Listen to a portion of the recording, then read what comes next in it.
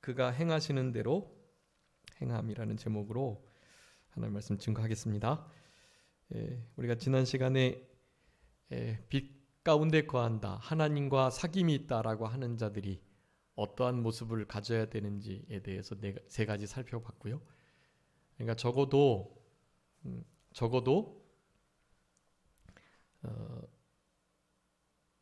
어두움 가운데 있어서는 안 된다. 어두움 가운데 어두움의 열매, 어두움의 자녀와 같이 살아가면 안 된다라고 말씀을 드렸고, 두 번째, 죄 없다고 하면 안 된다.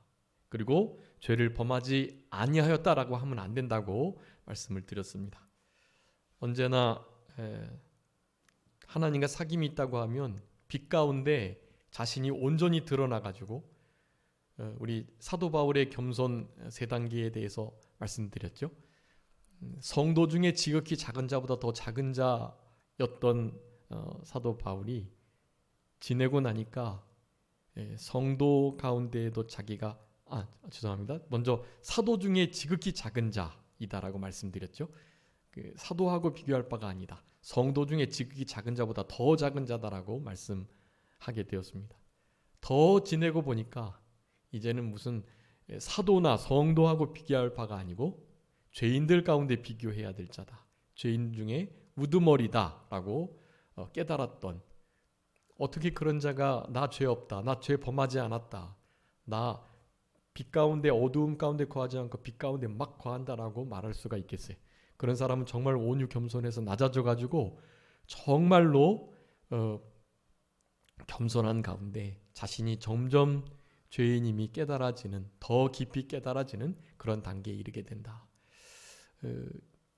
죄가 있는 곳에 은혜가 더한다고 죄를 범해야 되는 것이 아니라 그것은 죄를 더 깊이 깨달아가는 것, 전에는 죄로 전혀 느끼지 않았던 것이 그것이 얼마나 큰 죄인지가 깨달아지는 상태가 된다라는 것을 말씀드렸고, 그런 상태에 거하는 그 심령 속에 하나님의 은혜가 넘쳐난다라는 것을 성경은 우리들에게 증거해 주고 계시는 것입니다.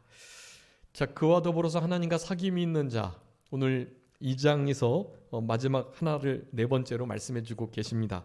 그것은 4절에 있는 것처럼 그를 아노라고 하면서 계명을 지키지 아니하는 상태, 거기에 있지 않는다라는 거예요. 하나님과 진짜 사귐이 있다면 그분을 알아가고 범죄하지 않고 그분의 계명을 온전히 준행하면서 살아간다라는 거예요.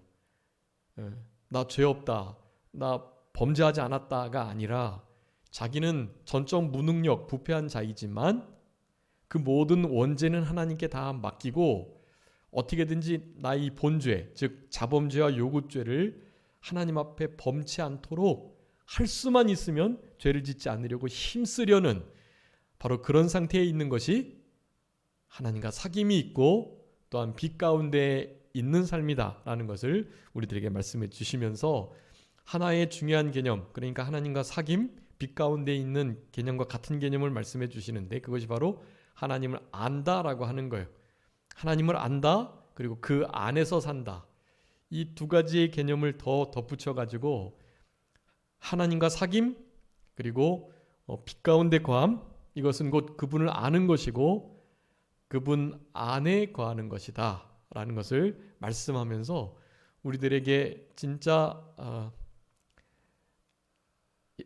영원한 생명, 참된 생명을 받은 자들이 어떻게 살아갈지에 대해서 분명하게 다시 한번 말씀해 주고 계신다는 것을 우리가 깨달아야 되겠습니다. 그러면서 오늘 본문에서는 그리스도의 계명을 지키게 될 때 이 3절에 보니까 그것으로서 우리가 하나님을, 예수 그리스도를 아는 줄을 알 것이다. 나 하나님 늘 교통하고 빛 가운데 걸어가면서 나 사귐이 있고 교제하는데 나 그분 잘 알아.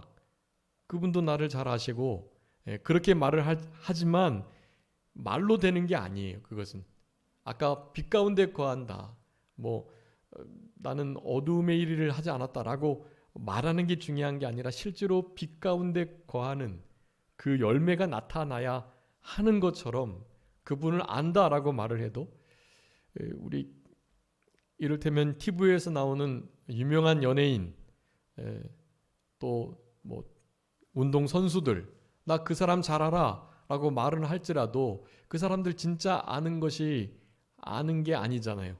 도리어 그 사람은 나를 모르잖아요. 내가 그 사람에 대하여 아는 것일 뿐이지 그 사람을 내가 알고 또 그 사람이 나를 아는 친밀한 교제가 있는 그런 알미 아니기 때문에 안다고 말하는 것은 사실 소용이 없습니다. 경험하여 알고 직접 맞닥뜨려 인격적으로 실제 대면하여 아는 것이 진짜 아는 것이죠. 그래서 계명을 지키는 자야만이 하나님을 하나님의 아들이신 예수 그리스도를 안다라고 말할 수 있는 자이다라고 말씀하면서 그렇게 진짜 예수님을 하나님을 아는 자들만이 뒤에 보면 하나님의 사랑이 그 사람 속에서 온전하게 된다라는 것을 우리들에게 말씀을 하고 계시는 것입니다. 그래서 우리들이 이 네 가지의 하나님과 사귐이 있다고 하는 자들의 이 열매, 이것은 우리 예수 그리스도의 대속의 죽으심과 피로 또한 대언자 되시는 예수 그리스도 오순절 보혜사 성령님이 처음 보혜사이시고 또 다른 보혜사이신 성령님의 그 역사를 따라서 우리는 죄와 관계없는 삶을 살아갈 뿐만 아니라 적극적으로 그분을 알아가고 그분 안에 거하고 그래서 죄를 짓지 않는 그런 삶을 살아가기를 원하시는 말씀이 오늘 본문에 표현되어 있습니다. 그것을 오늘 제목으로 삼은 거예요. 진짜 그분 안에 거하고 그분을 아는 자라고 한다면 어떻게 한다고요? 그가 행하시는 대로 행하는 자가 된다. 그가 행하시는 대로 우리 하나님의 아들이신 예수님께서 행하셨던 것처럼 우리를 은혜와 긍휼로 대하시고 인자와 사랑으로 대하시며 늘 불쌍히 여겨주시고 기회를 주시는 그런 하나님, 그리고 우리 예수님께서는 자신의 목숨을 버리셔가지고 이 땅에 오셔서 우리를 구속해 주신 바로 그 사랑으로 우리가 행해야 한다라는 것을 말하는 것이에요. 그래서 오늘 요한일서의 그 전체적인 결론의 말씀을 오늘 이 1장부터 2장 6절까지의 말씀을 통해서 말씀을 드리면 결론은 그거예요. 자, 하나님과 사귐이 있다. 그리고 빛 가운데 거한다라는 것은요. 결국 사랑한다라는 거예요. 사랑한다. 하나님을 사랑하고 또 하나님께서 사랑하라고 하셨던 이웃을, 친구를, 그리고 원수까지 사랑하라는 그 사랑의 계명에 거해야 된다는 것을 결국에 말해주고 계세요. 지금 이 사도 요한이 살아가는 시대는 이 사랑이 식어진 때였어요. 주님을 향한, 그리고 주님을 믿는 자들을 향한 사랑이 없는, 그리고 예수님을 믿는다고 하는 자들이 도리어 도덕이 무너진 상태, 하나님이 이런 분이시다 잘못 가리키면서 그렇게 빛 대신 사랑이신 하나님과는 무관하게 어두움의 일들을 육체로 행하고 전혀 사랑하지 않고 미움, 다툼, 시기, 질투, 원망, 낙심, 낭망, 좌절 이런 속에 빠져 있는 그런 가운데 이 빛 대신 진리를 드러내고 있는 것입니다. 사랑해라 라고 말하는 거예요. 그래서 중요한 결론인데요. 그 결론을 우리가 세 가지 구절을 찾아서 꼭 기억하셔야 되겠습니다. 그러니까 형제를 사랑하는 것이 곧 빛 가운데 있는 것이고 또 진실함 가운데 있는 것이고 또 진짜 하나님 말씀을 준행하는 하나님 안에 거하는 그분을 아는 것이다라는 것을 밝히고 있다라는 것이, 그래서 형제를 사랑하지 않는 자를 우리 요한일서에서는 세 가지로 분명하게 표현하고 있습니다. 여러분 요 세 가지를 그 2장 위쪽에다 잘 적어주세요. 결국 결론적으로 형제를 사랑하지 않는 것은 이와 같은 자가 된다라는 거예요. 첫 번째는 요한일서 2장 9절부터 11절에 있는 말씀인데요. 빛 가운데 있다 하면서 형제를 미워하는 자, 지금까지 어두움 가운데 있는 자이고, 그의 형제를 사랑하는 자는 빛 가운데 거하여 자기 속에 거리낌이 없지만 그의 형제를 미워하는 자는 어두움에 있고 또 어두움에 행한다. 그래서 갈 곳을 알지 못하고 어두움이 눈을 멀게 했기 때문에 다리와 팔을 휘저으면서 더듬으면서 어디를 어떻게 가야 할지 모르는 어둠 가운데 있는 자라는 것을 분명히 말씀하고 있습니다. 자, 그러니까 하나님과 사귐이 있다, 빛 가운데 있다라고 말하면서 형제를 사랑하지 아니하면, 그 계명을 지키지 아니하면 결국 어디에 있는 자이다? 어두움 가운데 있는 자다라는 것을 오늘 요한일서에서 아주 강력하게 말씀해 주고 계세요. 하나님을 사랑하지 않을 뿐만 아니라 어두움에 처해 있는 자예요. 어두움이 그 눈을 가리운 자인 것입니다. 자, 그래서 형제를 사랑하는 것이 그래서 너무나 핵심이고 중요하다는 거예요. 또 형제를 사랑하지 않는 것은요, 어두움 가운데 있기 때문에도 그렇지만 당연히 살인하는 자라는 것을 말합니다. 요한일서 3장 15절 말씀인데요, 그 형제를 미워하는 자마다 살인하는 자니 살인하는 자마다 영생이 그 속에 거하지 아니하는 것을 너희가 아는 바라라고 말씀합니다.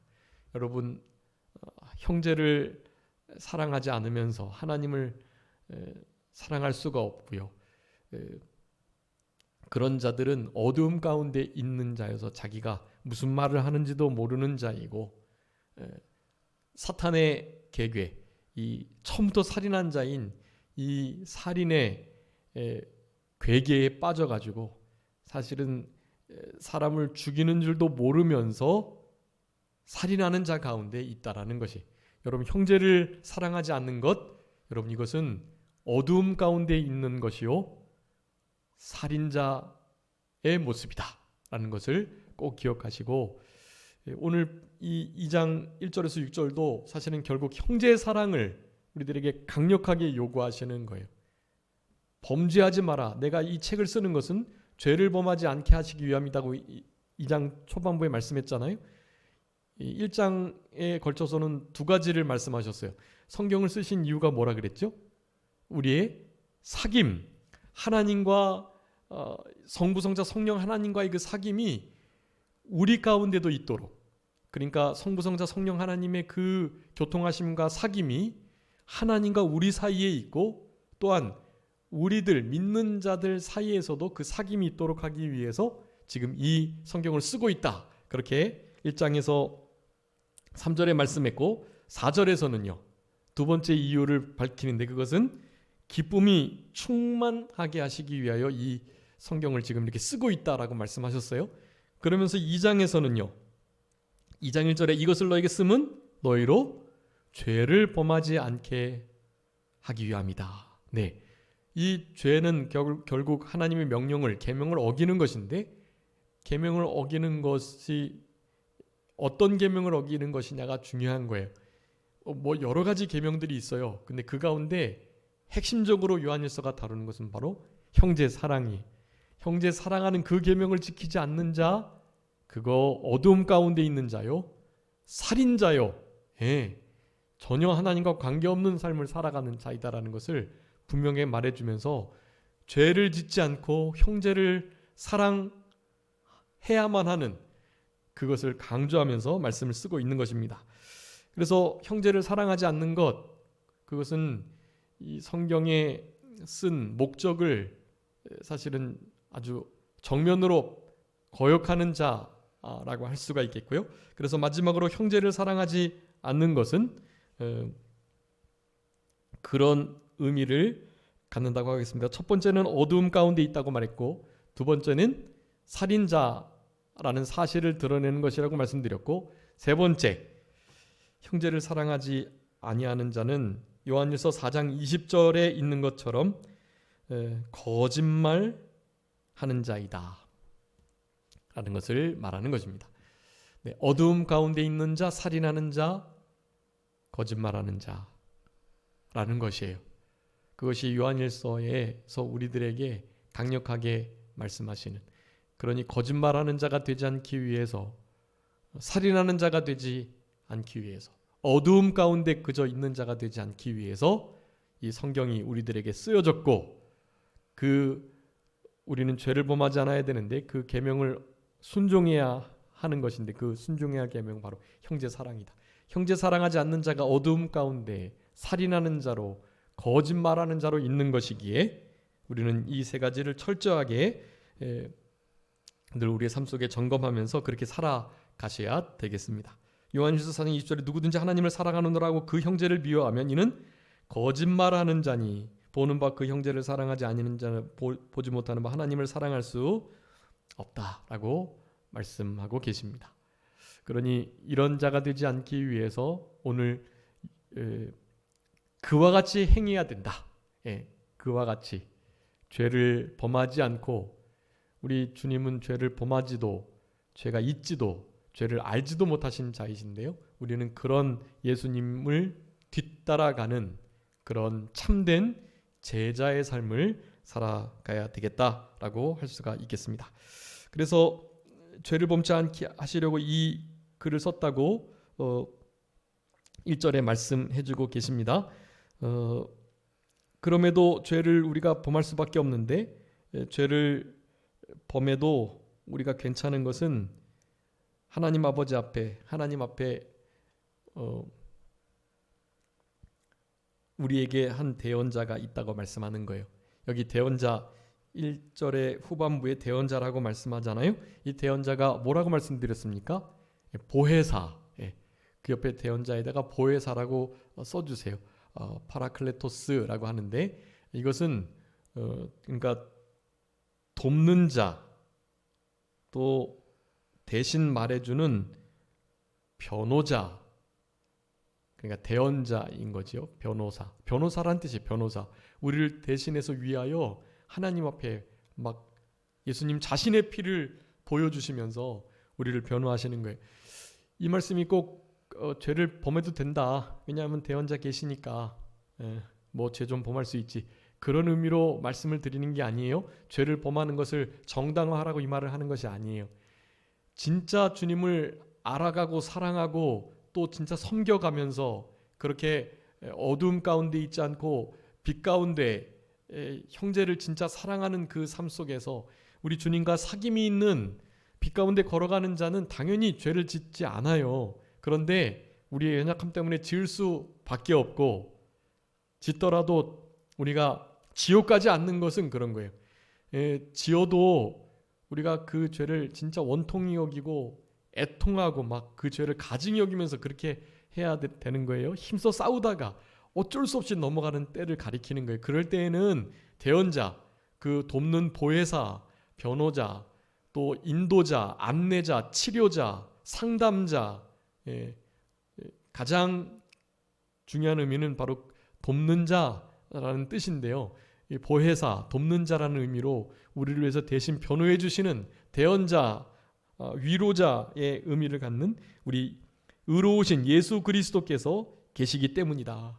예수 그리스도를 이렇게 진짜 의지하고 예수 그리스도와 사귐이 있는 자로 살아간다면 예수 그리스도의 우리의 죄를 깨끗게 하시는 그 은혜가 얼마나 감사감격해서 그 일을 위해서 우리 예수님께서 피를 흘리셨다는 것을 잊을 수 없기에 우리는 십자가의 구속의 은혜에 감사감격하며 죄와는 관계없는, 죄를 멀리 벗어버리고 떠나는 그런 삶을 살아갈 수 있게 되는 거예요. 그런데 그것을 잊어버린 자들은 거짓말하고 어두움 가운데 있으면서 살인자의 삶을 살아가기에 사실은 하나님과 주님과 전혀 관계없는 삶을 살아가면서도 예수 그리스도의 이 대속의 은혜, 대언자로서의 보혜사로서의 이 은혜를 자기의 죄를 합리화하는 정당화의 방편으로 사용하고 살아가는 것이라는 것을 우리들에게 경고하시면서 결코 그런 일을 행하지 않도록 빛 가운데 사귐이 있는 자로서 이 땅을 살아가기를 권면하시는 우리 사도 요한의 간절한 마음이 담겨 있다라는 것입니다. 다른 보혜사라고 요한복음 14장 16절에 말씀했죠. 처음 보혜사는 바로 오늘 본문의 2장 1절에 대언자가 계시는데 의로우신 예수 그리스도시다. 보혜사가 예수 그리스도이시라는 거고요. 또 다른 보혜사, 오순절 보혜사 성령님을 가리키는 것인데 그 성령님께서 예수님의 남겨주신 이 보혜사로서의 사명을 지금 우리의 심령 속에 함께 계시며 감당해주고 계시는 것입니다. 돕는 자, 위로자, 보호자, 대언자, 위로자, 치료자가 되시는 우리 보혜사 성령님을 그리하여 우리는 의지하면서 예수 그리스도의 구속의 역사가 지금도 계속 적용되도록 실제적으로 역사하시는 우리 성령님의 인도를 우리 빛 가운데 있는 우리들은 늘 그렇게 힘입으며 살아가야 되겠고, 이런 힘입음이 오늘 제목과 같이 그가 행하시는 대로 행할 수 있는 이 참된 제자의 삶의 원동력이 되겠다고 하겠습니다. 2절에 우리 죄를 위해서 화목제물이 되셨다. 우리만 위할 뿐만 아니라 온 세상의 죄를 위하여 하셨다라고 말씀합니다. 하나님이 세상을 이처럼 사랑하사라고 말씀하셨는데요. 보라, 세상 죄를 지고 가는 어린 양이다라고 말씀하셨어요. 거기에서 이 세상은 우리가 흔히 아는 세상과는 좀 달라요. 이 흔히 아는 세상이라 일컬어지는 세상은 우리가 이겨야 될 우리의 대적자들을 가리켜요. 악한 자 속에 처해져 있는 그 타락한 세상, 그 세상을 의미하는 것이 아니고요. 여기서의 세상은 그 세상 속에 있는 바로 하나님의 택한 백성들, 그런 의미예요. 세상 죄를 지고 가는 어린 양에서도 또 내가 이처럼 세상을 사랑하셨다라고 하셨을 때 그 세상도 그렇고 하나님의 택하신 백성들을 가리키는 것이다라는 것을 아셔야 되겠습니다. 오늘 본문도 온 세상의 죄, 그것은 바로 하나님의 택한 백성들의 모든 죄라는 의미를 갖게 되고요. 또한 하나님께서 창조하신 이 온 세상이 하나님의 뜻대로, 하나님이 기뻐하시는 선하신 목적대로 창조되었는데 그 창조의 목적에 맞지 않게 변질되어 있긴 하지만 하나님이 이 하나님의 창조하신 것들도 또한 사랑하셔서 일반적인 은혜로 지금 모든 하나님의 그 말씀의 역사로 세상을 보호하고 또 일반 은혜와 은총으로 그렇게 자연의 법칙을 따라서, 우주의 법칙을 따라서 지금도 운행해주고 계시다라는 것을 말씀해주고 계십니다. 그렇게 우리를 사랑하신 그분이 계시기에 우리는 이제 앞으로는 전혀 죄와 관계없는 삶을 살아가야 하고, 이 성경이 쓰여진 목적, 범죄하지 않게 하시기 위함이라는 이 말씀을 가지고 전혀 이제는 죄와 상관이 없는 삶을 살아가는 우리들이 되도록 힘을 써야 되는 것입니다. 그렇게 사랑하는 마음을 가지고 하나님의 계명, 주님의 계명을 지키게 되면 우리가 그를, 하나님을, 우리 예수 그리스도를 아는 줄로 알 것이다. 그런데 사실은 사귐이 있다고 말하면서 어두움 가운데 있는, 빛 가운데 행하지 않는 자들은 4절에 있는 것처럼 안다고 말만 하고 전혀 계명을 지키지 않는 자들로서 이 땅을 살아가는 자다. 그들은 어떤 자라고요? 거짓말하는 자이고 진리가 그 속에 있지 아니하다라고 말합니다. 진리가 없다고 8절에도 말씀했고 1장 8절에 또 10절에도 그 말씀이 진리가 그 속에 있지 않다라고 분명하게 말씀합니다. 6절에서는 진리를 행하지 아니한다라고 말해요. 어둠 가운데 있는 자, 사귐이 없는 자들이 그렇다라는 것이고, 안다고 말하면서 계명을 지키지 않는 자들도 똑같다라는 거예요. 그러니까 어두움 가운데 있고 빛 가운데 있지 않는 자, 하나님과 사귐이 있다고 말을 하면서 계명 지키지 않고 전혀 그를 알지 못하는 그런 자들은 똑같아요. 진리가 그 속에서 역사하지 않고 행해지지 않고 또 그 속에 아예 있지 않으면서 거짓말하는 자로 스스로를 속이고 하나님을 속이고 자기 자신을 속이고 다른 사람들을 속이는 그런 거짓된 상태에 있다라는 것을 우리들에게 보여주고 계십니다. 그래서 이제 5절을 말씀하는 거예요. 누구든지 그의 말씀을 지키는 자, 하나님의 사랑이 참으로 그 속에 온전하게 된다. 여러분, 하나님을 사랑하는 이 계명을 지키는 바로 이 자가 하나님의 사랑이 그 속에서 온전케 된 자예요. 온전케 되다는 것은 양면인데요. 하나님의 사랑이 우리 속에서 완전하게 잘 역사한다는 것과 우리도 하나님의 사랑을 알고 깨달아서 하나님을 그렇게 사랑하는 사랑이 우리 속에 거한다라는 두 가지 측면이 이 온전함으로 나타나게 되어 있습니다.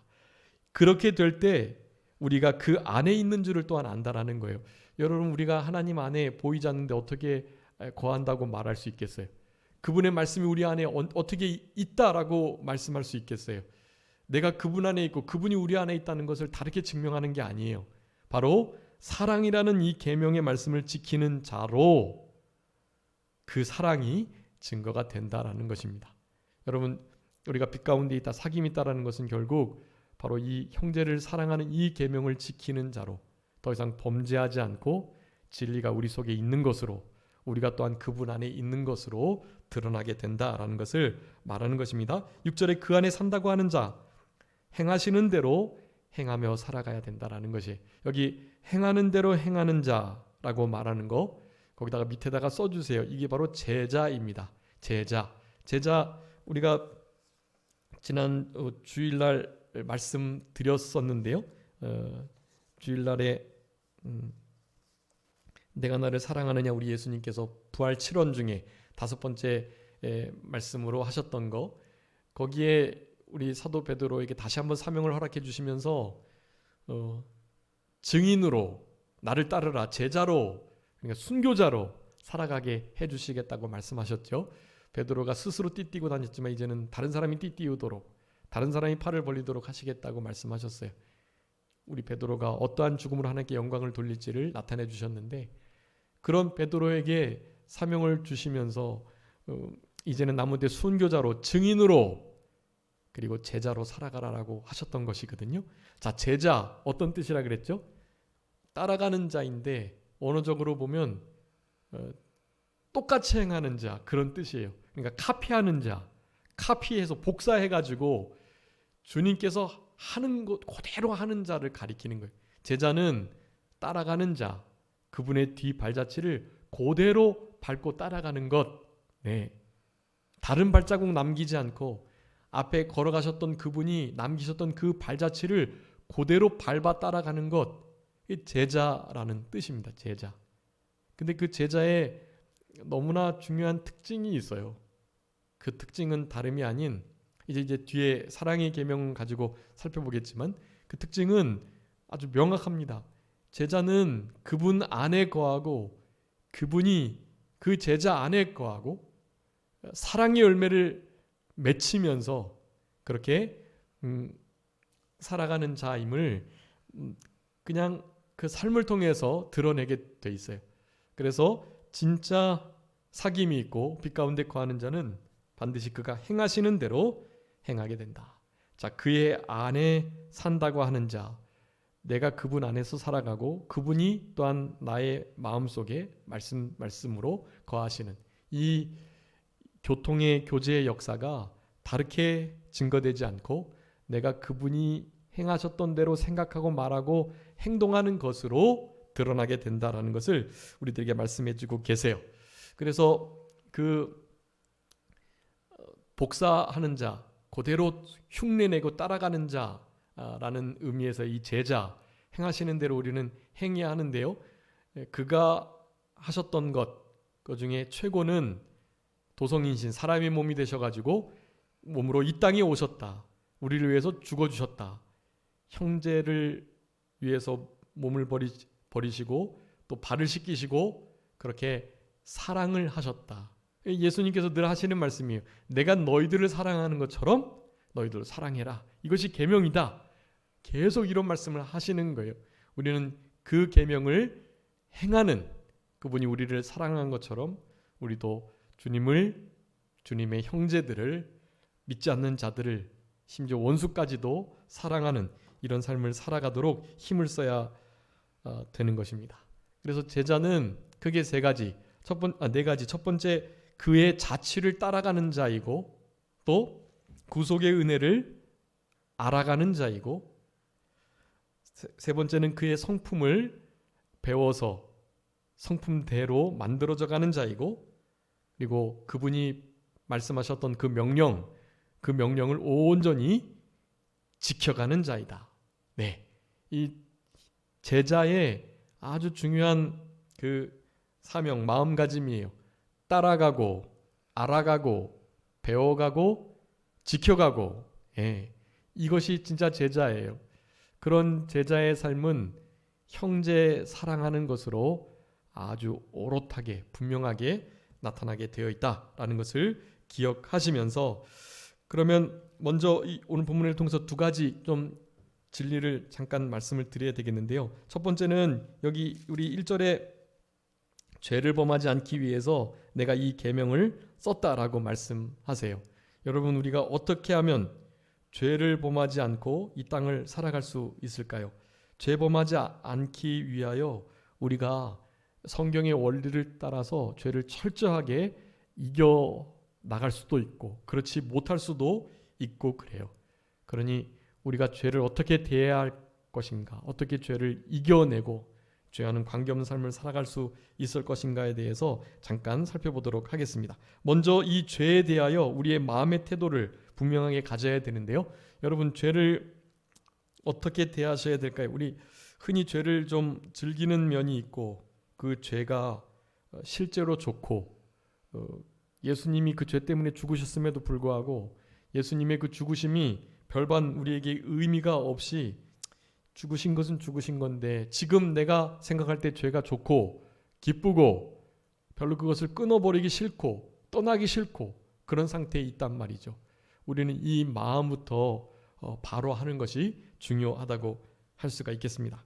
여러분, 죄를 우리가 어떻게 되어야 할 것인가, 그 가운데 우리에게 가장 강력하게 요구하시는 바는 신명기 7장에 있습니다. 한번 찾아주세요. 신명기 7장 26절 말씀 한번 읽어주세요. 신명기 7장 26절.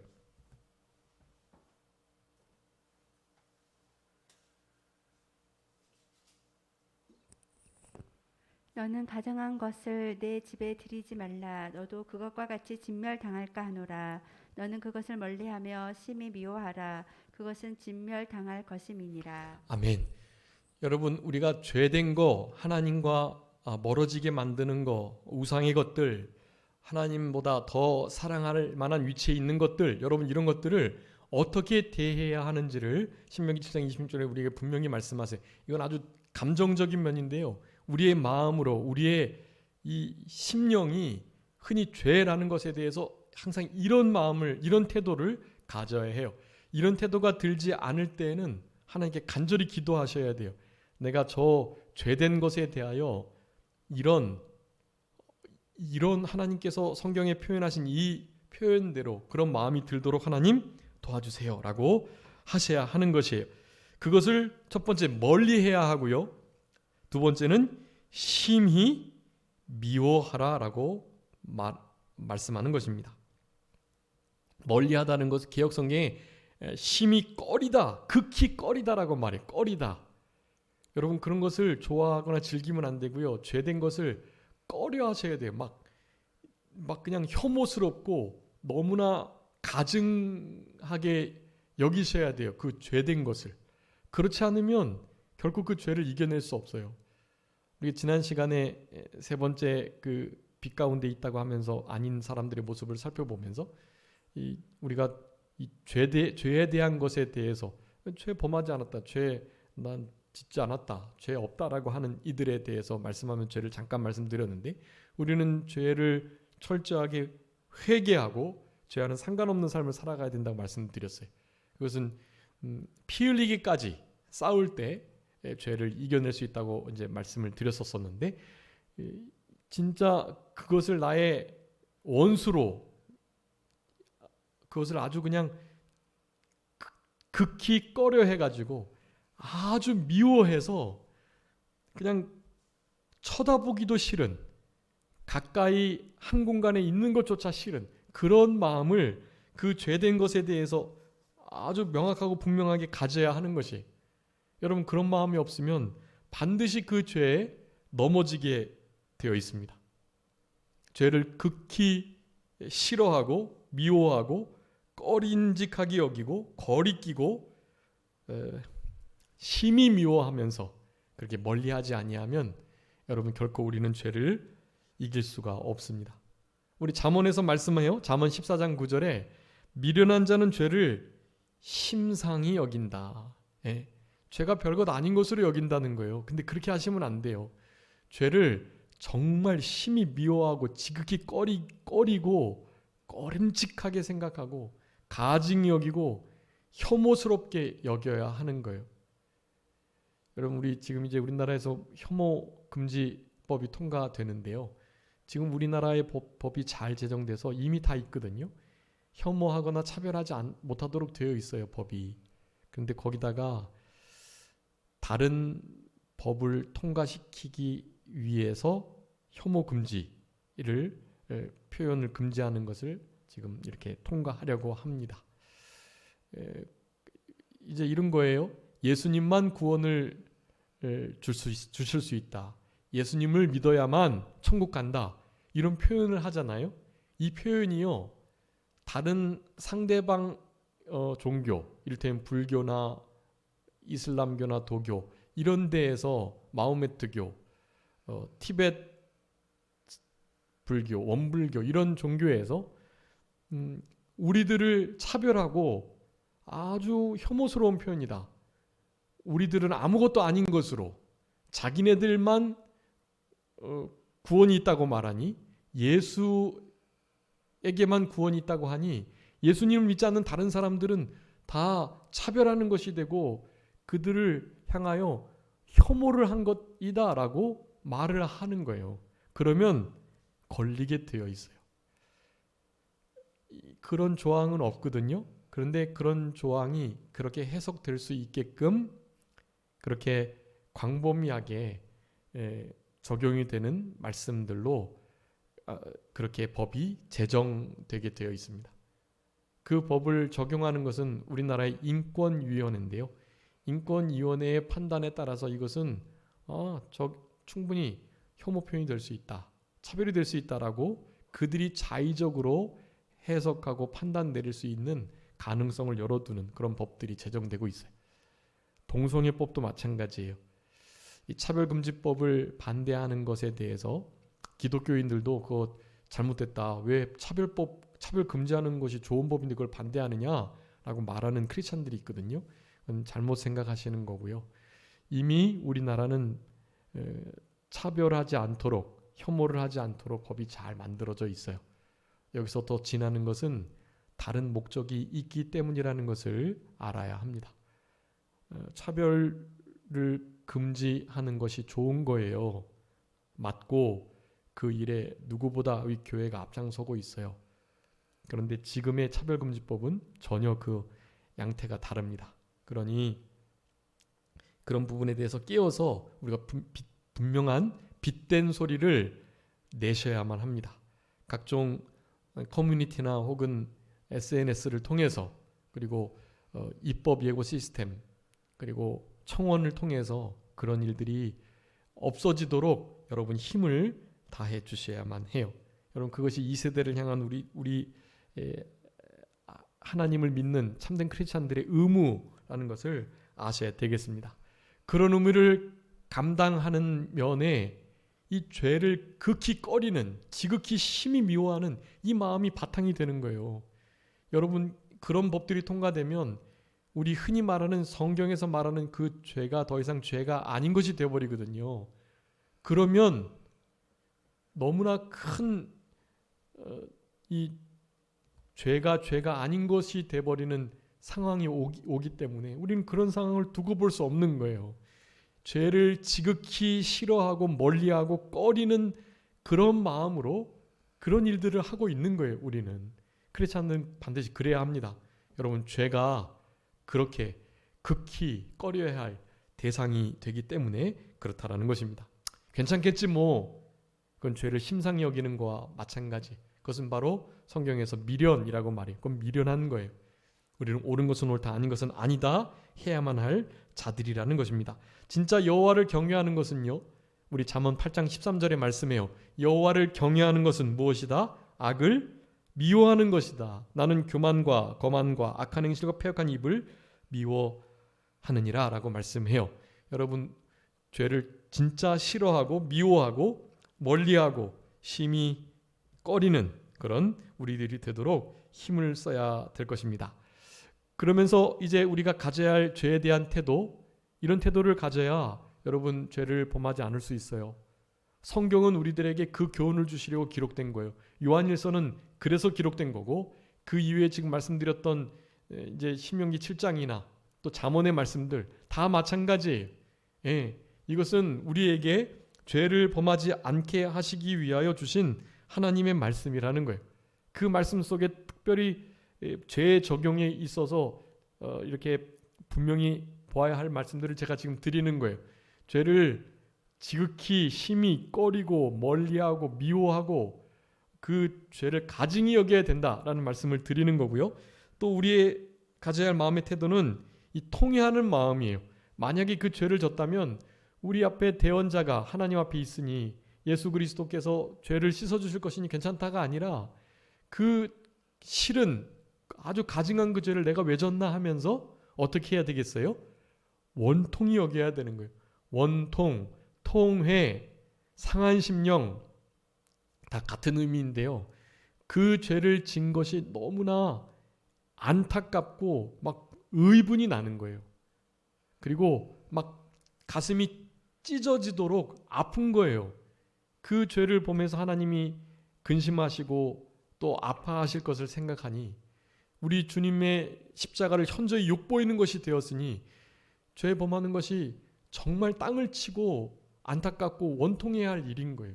그런 심령을 통회의 심령이다 말이에요. 겸손한 마음과 통회의 심령은 하나님께서 찾으시는 제사이고 하나님께서 절대 멸시하지 않으시는 기뻐하시는 심령 상태다. 여러분 상하고 통회하는 애통하는 심령이 있을 때에 하나님의 권고하심이 있고 하나님의 은혜와 복이 임하게 돼요. 그런 자들이 죄를 멀리 떠나고 주님과 함께 살아가고 주님 안에 그분이 우리 안에 빛 가운데 그분과 영적인 영원한 교통과 사귐이 있는 진짜 빛의 자녀로서 그분을 알아가며 살아가는 자들이라고 하는 것이에요. 그러기에 통회하는 심령, 상하고 애통하는 심령, 우리들이 항상 가져야 할 중요한 마음가짐이다. 시편 34편 18절, 시편 51편 17절, 이사야 57장 15절. 여러분 이런 말씀들 꼭 기억하시고 이사야 66장 2절 말씀에 보면 마음이 가난하고 심령이 통회하여 내 말을 듣고 떠는 자 내가 그를 돌보겠다라고 말씀해요. 여러분 아주 중요한 말씀인데요. 우리가 마음이 가난하고 심령이 가난하고 심령에 통회하고 상한 마음이 있는 그 하나님의 백성, 그 백성들은 내 말을 듣고 떤대요. 여러분 하나님의 말씀을 듣고 벌벌 떠는 자가 진짜 소망이 있는 자고 하나님이 기뻐하시는 자고 죄를 진짜 멀리하는 자라고 할 수가 있겠습니다. 여러분 이런 심령의 상태가 아니고서는 어떻게 될까요? 죄를 범할 수밖에 없어요. 죄와 피 흘리기까지 싸울 수 없습니다. 이 두 가지의 마음을 가져야만 죄를 저항할 수 있는 최소한의 마음가짐이 되는 거예요. 여러분 이런 마음이 되도록 늘 기도하셔야 하고 그러니까 죄를 정말 가증히 여기는 멀리하고 심히 꺼리는 막 죄가 막 혐오스러운 이런 마음이 되도록 간절하게 기도해 주셔야 돼요. 그 모든 죄를 지을 만한 상황들 내가 죄를 즐겼던 것들 그런 모든 분위기나 물건이나 마음가짐 이 모든 것들을 철저하게 십자가에 못 박으셔야 돼요. 그러면서 상하고 통회하는 심령 하나님의 말씀을 인하여 벌벌 떠는 심령 상태 가난한 심령 상태 그 겸손한 마음이 되도록 여러분 늘 기도하셔야 합니다. 그래야 죄를 이길 수 있어요. 그런 심령 상태가 기본이 되어서 이제 우리가 좀 죄를 실제적으로 이길 수 있는 그런 우리들이 될 수 있습니다. 그것은 너무 많아서 그것은 제가 정리를 해가지고 다음 시간에 다시 한번 말씀을 드리도록 하겠습니다. 그리고 이제 하나님 안에 거하여 함께 사는 것, 그러니까 빛 가운데 거하는 것, 그것이 결국 그 계명을 지키는 것이라고 했는데 그 계명이 곧 하나님을 사랑하고 이웃을 사랑하고 원수를 사랑하는 것이고 그것이 또한 제자의 열매라고 말씀드렸는데 이 귀한 상관관계를 5가지의 그 과정을 거쳐서 이제 말씀을 드려야 되는데 이것도 사실은 우리 지난 주일 요한복음 말씀하면서 했어야 될 말씀인데 말씀을 못 드렸거든요. 그런데 꼭 이제 오늘 지금 말씀을 드렸어야 되는데 이 말씀 다음 주에 할 거니까 꼭 기억하시고 이제 이번 주일날 나를 사랑하느냐는 말씀에도 적용하시고 또 우리가 한 주간 살아가시면서 그분이 행한 대로, 그러니까 제자로서 살아가야 할 그 마음을 품을 때에도 그 원리를 잘 적용하셔가지고 그렇게 생활해 주셨으면 좋겠고, 오늘 죄를 범하지 않기 위해서 이 성경을 우리에게 주셨다는 말씀, 죄를 어떻게 범하지 않을 수 있는가에 대한 두 가지 기본적인 죄에 대한 마음가짐에 대해서 말씀드렸으니까 이 마음가짐을 가지시고 남은 때 주님과 같이 주님이 행하신 대로 우리도 함께 행하는 참된 제자, 참된 증인, 참된 순교자로서의 삶을 남은 때 잘 살아가시도록 힘쓰셔야 되겠습니다. 잠깐 기도하겠습니다. 살아계신 우리 아버지 하나님, 감사합니다. 우리들에게 하나님의 말씀을 주시고 우리로 하여금 죄를 범하지 않게 하시기 위하여 성령의 감동으로 된 이 말씀, 모든 하나님 말씀은 성령의 감동으로 된 것으로 의와 교훈과 바르게 함과 의로 교육하기에 유익하다고 말씀하셔서 이것은 하나님의 사람으로 하나님의 선한 일을 행하기에 온전케 하려 하심이라고 말씀하셨사오니, 죄를 멀리 떠나고 하나님의 말씀과 선을, 사랑을 실천할 수 있는 그런 참된 하나님의 백성이 되기 위하여 우리의 심령 속에 우리 주님이 주시는 이 말씀을 온전히 품을 수 있는 우리들의 삶이 되게 하여 주옵소서. 무엇보다도 죄를 범하지 않기 위하여 그 죄를 너무나 멀리하고 거리끼고 혐오스럽게 여기고 가증하게 여기고 그 죄를 멀리 떠나는, 그 죄를 정말로 미워할 수 있는 우리들의 심령 되게 하여 주시고, 혹시 죄를 범했을 때 상하고 통회하는,